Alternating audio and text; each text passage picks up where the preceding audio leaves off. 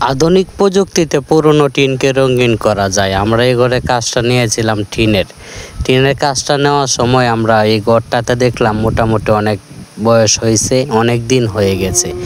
তাই আমরা ওনাকে বললাম যে ঘরটাতে আপনার রং করায় নিতে পারেন, এরকম টাকা খরচ হবে, খুবই ভালো হবে, কারণ আপনার ঘরটার অনেক বয়স হয়েছে, টিনগুলো নষ্ট হয়ে গেছে। টিনে যেতে রংটা করাবেন আপনি ঘরেও রংটা করায় নিতে পারেন।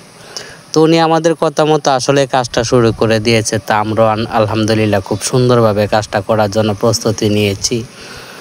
এখন আমরা যে কাজটা করব এটা হচ্ছে সিলার।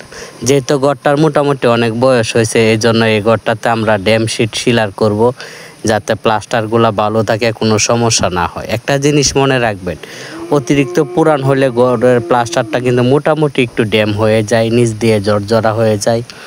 এই জন্য আপনারা সবসময় চেষ্টা করবেন ভালো মানের একটা সিলার ইউজ করার জন্য, কারণ সিলার হচ্ছে সবচেয়ে ইম্পর্ট্যান্ট একটা বিষয় দেয়ালের জন্য। রং করার আগে কিন্তু প্রাথমিক পর্যায়ে সিলারটা ইউজ করতে হয়। এই জন্য আপনারা সবসময় চেষ্টা করবেন ভালো একটা সিলার ইউজ করার জন্য, যাতে আপনার প্লাস্টারটা সবসময় ভালো থাকে এবং মজবুত থাকে। এখন কিন্তু আমরা সিলারটাকে তৈরি করে নিতেছি, ঘরে অ্যাপ্লাই করব। তো সিলারটা অ্যাপ্লাই করার আগে সবচেয়ে ইম্পর্ট্যান্ট বিষয় হচ্ছে সিলারটা ম্যাচিং করা, কারণ কোন দেয়ালে কতটুকু পরিমাণে সিলার লাগে এটা কিন্তু অনেকে জানে না। কারণ সিলারটা, এই ঘরটা কিন্তু মোটামুটি পুরনো হয়ে গেছে, এটা এখন আর সিলারটা এত মোটা করে মারা যাবে না, এটাতে একটু পাতলা করে সিলারটা মারতে হবে, যাতে প্লাস্টারে চিপায় চাপায় গিয়ে সিলারটা ঠিক মতো বসে।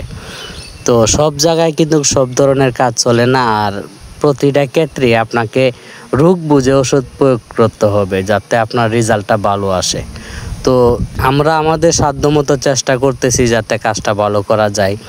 তো সিলারটাকে আমরা ম্যাচিং করে এখন যেটা করতেছি, এটা হচ্ছে অরিজিনাল সিলারটা তৈরি করা সঠিক নিয়ম।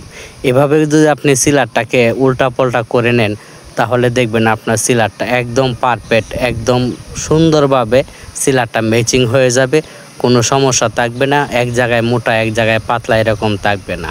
হাত দিয়ে সিলারটা গোলার সময় কিন্তু একটু মোটা পাতলা থাকে, ঠিক মতো ম্যাচিং হয় না। এই জন্য আমরা এই সিস্টেমে সিলারটাকে গুলি, একটা ডামের থেকে আরেকটা ডামে ঢাললে তলের যে সিলারগুলো আছে এগুলো উপরে উঠে, উপরের সিলারগুলো আবার তলে যায়।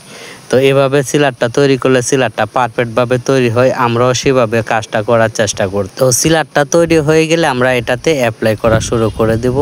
তো আমি কিন্তু আমার কারিগরকে একটু সুন্দরভাবে কাজটা শেখাই। এখন আমার হাতে যেটা দেখতেছেন এটা একটা টোকেন।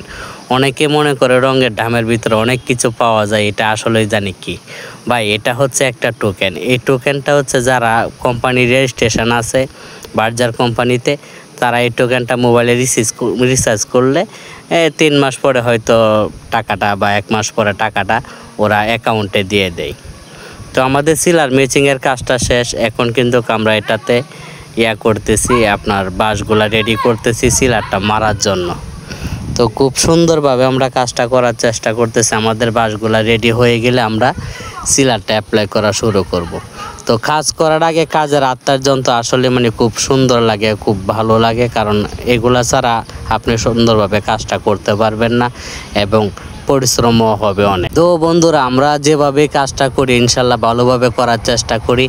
এরকমভাবে কাজ করাতে চাইলে আপনি অবশ্যই আমাদের সাথে যোগাযোগ করতে পারেন। আমার প্রোফাইলের নিচে নাম্বার দেওয়া আছে ও আইটিতে নাম্বার দেওয়া আছে। আপনারা আমার আইটিতে ঢুকে আরও সুন্দর সুন্দর কাজ আছে ঘুরে দেখে আসতে পারেন। অনেক ধন্যবাদ সবাইকে।